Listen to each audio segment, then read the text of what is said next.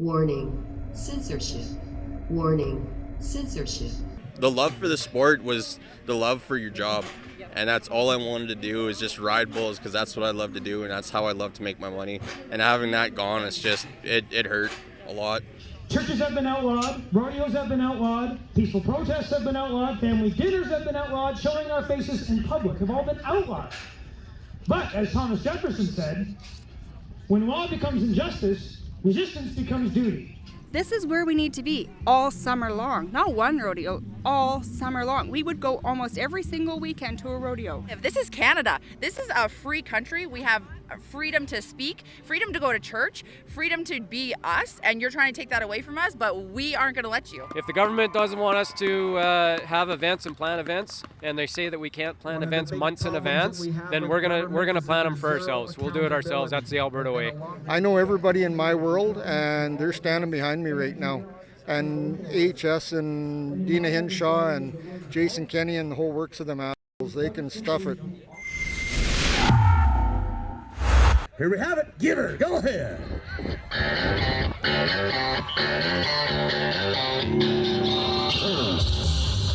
Sheila Gunn Reid here for Rebel News at the No More Lockdowns Rodeo near Bowden, Alberta. Yes, friends, it's another weekend where I can't believe that this is my real job that I get paid for because, for those of you who don't know, I love rodeo. I love rodeo culture. I love Western wear a little more than I should. I love little kids in cowboy hats. I love the prayers before rodeo begins. I love the celebration of the tradition of man versus animal that has built so much of this great province. And I love fighting the government for freedom, so this is a great day on the job for me because the government has said that this event cannot go forward. I should tell you that our friends at the Western Standard are sponsoring the rodeo today. Good move, guys. Right on brand. And they've live streamed the entire event so far, and it's up on their YouTube page if you want to check it out. Now, today's Sunday, so day 2 of this 2-day event. Cowboy Church has just wrapped up. How many different ways is that illegal in Alberta? An in-person, unrestricted church at an illegal rodeo. Anyway, approximately 2,000 people were in attendance yesterday here at Ty Northcott's farm just south of Bowden. Ty Northcott is a legend in the Canadian rodeo industry, and he's a stock provider for the sport. And initially, he tried to put on his protest rodeo at the local Bowden rodeo grounds, but after Alberta Health Services put pressure on the local ag society, they terminated their contract with him to use the site. But as they say, the show must go on, so Ty moved the entire rodeo over to his farm in the blink of an eye. Yesterday, 2 local RCMP officers were sent out to investigate the event. Rebel News was there when they arrived, but they weren't adversarial whatsoever. They were clearly not here yesterday to bust up the event. How could they? There were just 2 of them. They were here to collect evidence on behalf of Alberta Health Services so that they can come along and ticket Ty after the fact. This, friends, is a deeply conservative area, and this is the heart of Canada's rodeo country. And these folks in attendance today are normally the base that UCP Premier Jason Kenney can reliably count on. But yesterday, when Jason Kenney's name was mentioned, he was booed. These people are here to rebel against Jason Kenney's lockdown, not only on their favorite sport, but on their lives in general. Rodeo in Canada has missed 1 full season, and the second season is in serious jeopardy if the sport doesn't reopen immediately. Meanwhile, in places like Wyoming, North and South Dakota, Texas, and Florida, cowboys are making money and competing every single weekend in the sport they love. Canadian cowboys are being left behind. Here in Alberta, the government wants us to believe that cowboys who ride bulls and saddle broncs and wrestle steers should be scared enough of a disease with a nearly 100% survival rate that they should understand why their sport is being slowly killed by the government. All the right people are outraged about this event. NDP leader and former Premier Rachel Notley says she has no words for what's happening here. Well, I do, Rachel. Just pretend this is a BLM march of thousands of people in an Edmonton or a Calgary street, back when it was perfectly safe for your MLAs to attend those events and even speak at them, as opposed to just, thousands of normal conservatives sitting outside with their families enjoying Western heritage and rodeo culture in rural Alberta on private property. Anyway, that's enough preamble for me. I've already seen a ton of familiar faces here today. I think we're going to meet some new friends as well. And for those urban hand-wringers calling this peaceful assembly of rodeo enthusiasts like me a white nationalist event, there are numerous First Nations competitors here, and their families are here to support them too. But you know what? This is rodeo, and we don't divide people up that way anyway, so who's keeping count?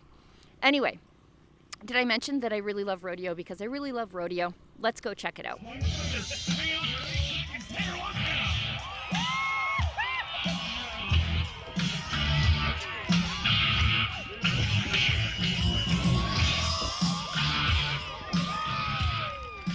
Ty, great rodeo, great turnout, considering you had to move it last minute.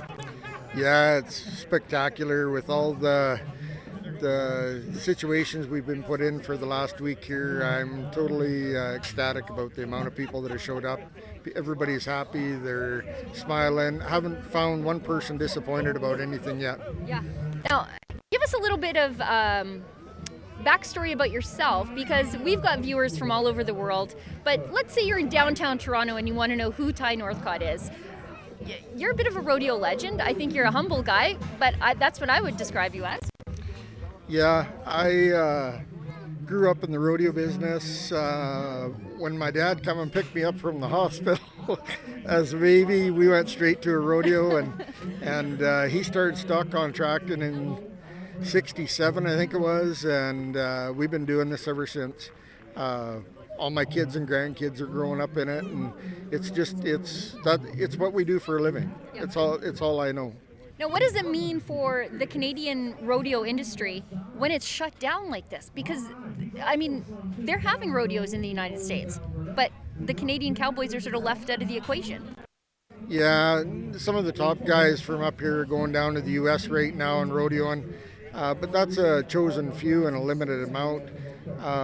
And there's still a lot of people up here that we're not just talking about the competitors as cowboys. We're talking about stock contractors, pickup men, people that work behind and in front of the scenes.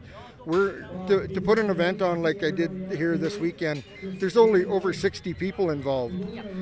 So it's not just one or two, and that don't include the competitors. If we included everybody for the production, we're probably well over 250, 300 people just to be involved. And, there's a lot of income out there. And what really bothers me is we keep hearing our politicians say that, we're trying to open the country up and trying to do this and that. They're not. Yeah. Put an end to the BS and let's just start rodeoing. Let's start playing hockey. Sports need to open up. Businesses need to open up. Everything needs to open up. Let's take the politics out of all of this, because it's not a health issue. Now, you and I were together yesterday. I was on your quad when the cops came, and it sounds like they're going to probably issue you a ticket after the rodeo for an illegal gathering. Oh yeah, I well expected that. I want it, actually. I want to go to court, and I want to get the people in charge. I want them to come to court. Let's argue this and see who's right and who's wrong. Yeah. Now, what's next? Another rodeo next weekend at an undisclosed location until the Friday of? I don't believe that that's the way things should be done. I mean, just because AHS and the government, picks and pokes at you and chases your landlords and everybody off, I'm not going to run and hide from them. That's not who I am. They want to pick a fight. They got a fight on their hands now. I know everybody in my world, and they're standing behind me right now. And AHS and Dina Hinshaw and Jason Kenney and the whole works of them assholes, they can stuff it. It's interesting because this is not like a ragtag bunch of guys. You've got guys who participate in the CFR. They're here. This is the legitimate pro rodeo industry that's here standing shoulder to shoulder with you today, I guess, against the government. Yep, and people are educated now. These government people I keep bringing up and talking about, they think we're all stupid, and we're not. Everybody that I'm talking to here today, their eyes are wide open, and they know it's not about a medical issue. They know it's all about government, and what's going on is definitely not right, and they'll stand behind me the whole way.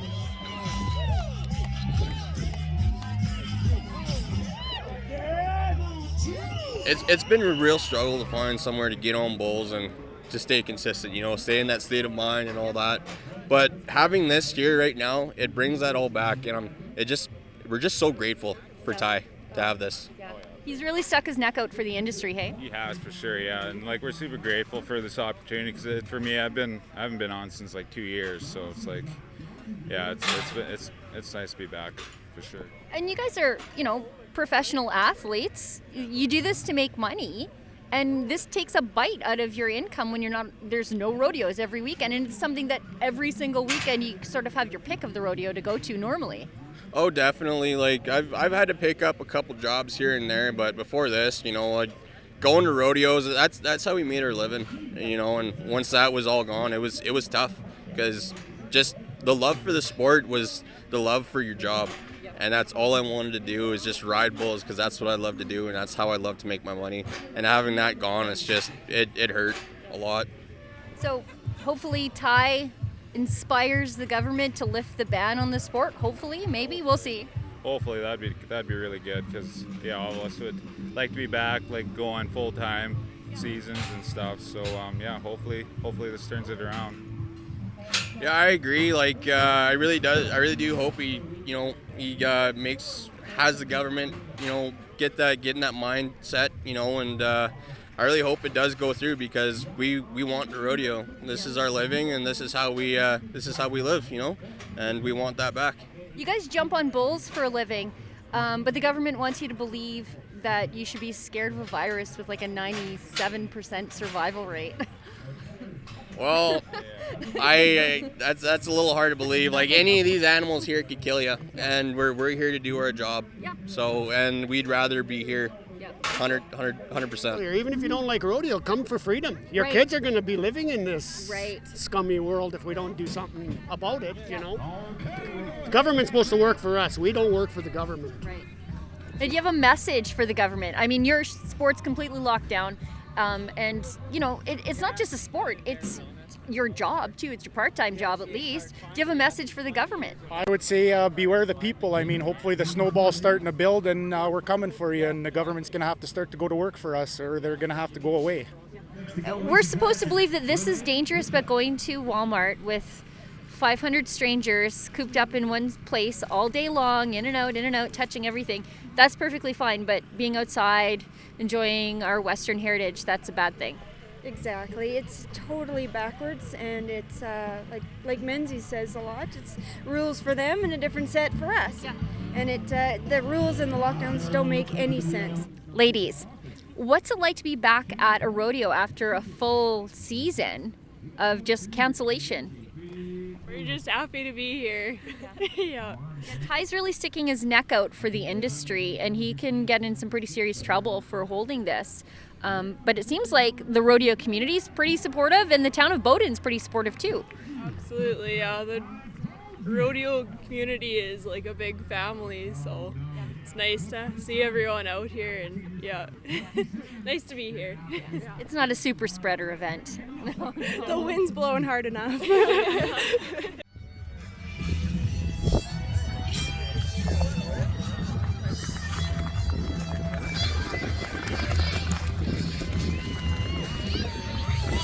Look, we live in a time of oppression. We live in a time of injustice. We live in a time of tyranny. Churches have been outlawed, rodeos have been outlawed, peaceful protests have been outlawed, family dinners have been outlawed, showing our faces in public have all been outlawed. But, as Thomas Jefferson said, when law becomes injustice, resistance becomes duty. And that's what I do, and that's what you're doing. Jane's Kitchen. It's so good to see you here. You said this is your first rodeo, and I can tell by the suit you showed up in. So you've been, I guess, advising the Northcott family about how to proceed with their protest rodeo? We have, yes. The Justice Center has been advising them on how to best exercise their rights and protect themselves, and it's been great because they're very brave and they're very smart, and I'm so glad to see what they're doing. Oh, it's an incredible turnout. I think there's at least as many people here today as there were yesterday, and you just gave a speech, I guess, to encourage people to engage in an active resistance every single day. That's right, civil disobedience. You won't keep your constitutional rights if you don't exercise them, especially in a country that doesn't value them anymore and is actively trying to dismantle them. Now, you are stopping through on your way to Edmonton because Monday you're in trial for Pastor James Coates. That's right. How do you think that's going to go? It could go a lot of different ways. It's going to really depend on the judge, as so many things do, unfortunately. It depends on how much the judge wants to take risks and do the unpopular thing. Because right now, the unpopular thing, especially amongst the elites, the politicians, the courts, is to uphold the Constitution, right? Yeah. What should happen this week is the judge should give us a ruling saying that Pastor Coates' charter rights have been infringed, and he should give us a remedy, right? A judicial remedy.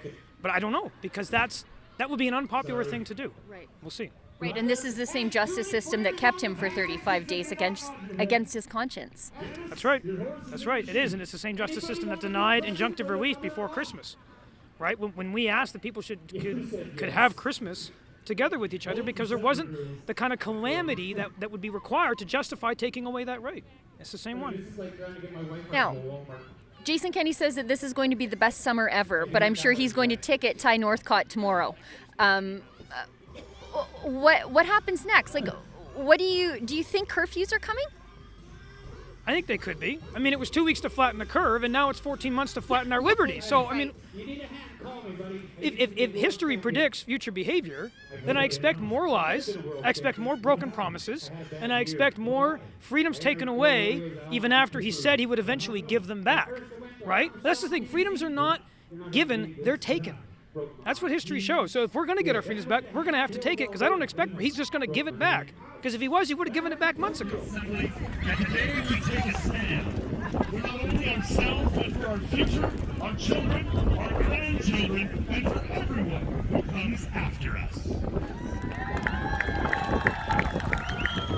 You're just telling me off camera that you were actually assaulted, just kind of locally here because you weren't wearing a mask. Yeah, I was. I was just mailing a parcel, and Canada Post doesn't have the option to, pick up a parcel bag from there, bring it out to your vehicle, put the parcel in, they weigh it, then, it was just, they said just come in. So I did, and I felt safe in doing that. And I went out of my way to have a safe experience. I was in Red Deer. I drove to Sylvan Lake, thought it would be safe there. I've been told that people have used that location, and it would be a safe location. And this man in front of me, I could see the tension building in him from behind. I was behind him in line, and he came out, and my 8-year-old little daughter was with me. And I said, he grabbed the mask out of his pocket, and he says, I think you forgot something. And I said, no, I have an exemption. And then he yelled at me and my daughter and said, I can't believe you're teaching your child this. And then I said, please respect my 6 feet if that's, and he said, you came to me. And I said, I didn't. I'm still my dot. And then he started yelling at me. He says, there's curbside for people like you. And I said, for Canada Post there isn't. I already did this. And then he body checked me into the wall. And just for your health. Yeah, he's he's probably 6'2". I'm 5'5"3/4. And he decided me and my little 8-year-old girl were his target because he has the authority. He's hiding behind this mask. And how do I identify a masked man? Yeah. I have a lot of reason to be upset about this. I didn't take any of my frustration out on this person, and he took it out on the wrong person. I'm like, gosh, you picked the wrong person on the wrong day. You're going to get charged, and the government's going to have to take care of you. I feel bad for wasting the government's time with such petty stuff, but he needs to know, giving a person whiplash, assaulting a child, she's going to need therapy for this. She's scared of masked men. And I'm like, now we have a problem with these masking people because I'm scared of them. I had flashbacks. This is a horrible thing. And this is what society is creating, is they think that putting a mask on people is going to keep the germs away, and it's not. Well, I'm so sorry that happened to you. I'm glad I met you at the rodeo because you did send me a message a little while ago.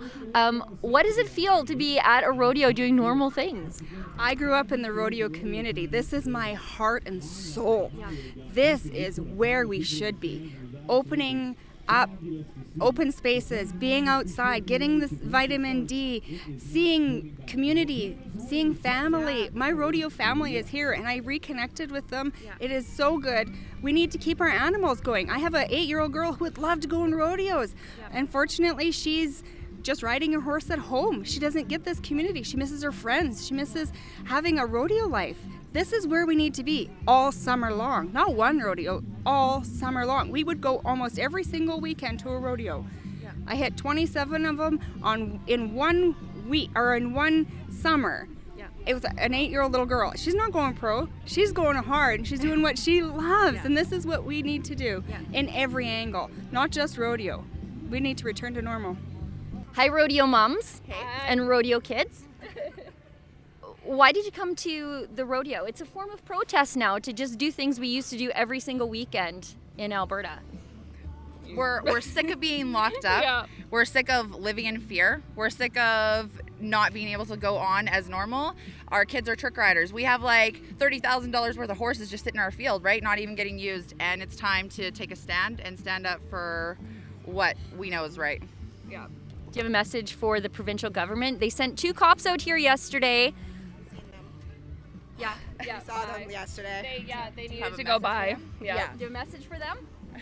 For Jason Kenney? Just stay away from us. Let us live. This is Canada. This is a free country. We have freedom to speak, freedom to go to church, freedom to be us, and you're trying to take that away from us, but we aren't going to let you. Nope. we're gonna you think you're going to take us down, but we're going to take you down. We're doing this for our kids. Yeah. Honestly. The kids, it's not healthy for them. It affects their mental health. It's not healthy for anybody. And it's great that you guys are doing this and taking a stand, and it's time to fight back. Yeah. We have a federal. I've run into Glenn Carrot, the only politician that I like, that I've ever endorsed for mayor of Innisfail. Glenn, why are you at the rodeo? Well, let me first say that you're one of the only media outlets that I'll endorse as well, so thank you, Sheila.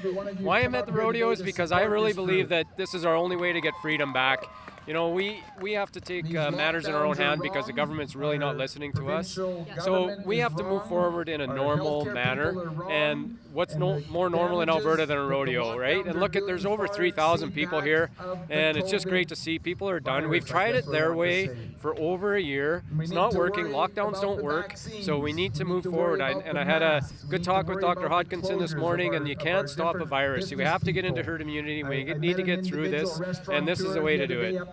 Now, you've got some things in the works with Ty going forward. Can you give us a little hint? Yeah, you know, it was real fortunate to have Ty come out to our Easter event, and I've met him a couple months ago, and we've had a lot of talks and really connected. And so on the Canada Day long weekend, we're going to have a little event where the location will be announced, but we're going to have a mini fair, like a mini Western Days with the rodeo. Ty's going to run the rodeo. We're going to have some entertainment. We just came up with this idea last night, so stay tuned because it's going to be a lot of fun. If the government doesn't want us to have events and plan events, and they say that we can't plan events months in advance, then we're gonna plan them for ourselves. We'll do it ourselves. That's the Alberta way. Yeah, that's the thing. They're not going to give us our freedom back. It's time for us to just take it. Just take it. Just do it. Exactly. This is our country. This is not their country. They got to realize that the government works for the people. And I don't know who AHS thinks they are as a health authority that they can tell us as individuals what we should do for our health. We're going to do it ourselves. It's time. Again, we've tried it their way for over a year, and we're not doing it anymore. Well, the clouds have turned to rain, have turned to snow, and have now turned the dust on my face from standing near the chutes into mud. However, despite the terrible weather, thousands of people remain here on Ty Northcott's farm where he is hosting his No More Lockdowns rodeo. Let's hope that Ty's act of civil disobedience inspires others in the rodeo community to step up and take a stand and do their best to save their sport from yet another year of lockdowns. For Rebel News here south of Bowden, Alberta, I'm Sheila Gunn Reid. Unlike the mainstream media, we tell the other side of the story, and that's one of the reasons why YouTube will inevitably deplatform us. Please go to rebelnews.com, leave us a little bit of information, your email address, your phone number, so that we can stay in contact with you and let you know where we've gone when YouTube finally deplatforms us altogether. That's rebelnews.com.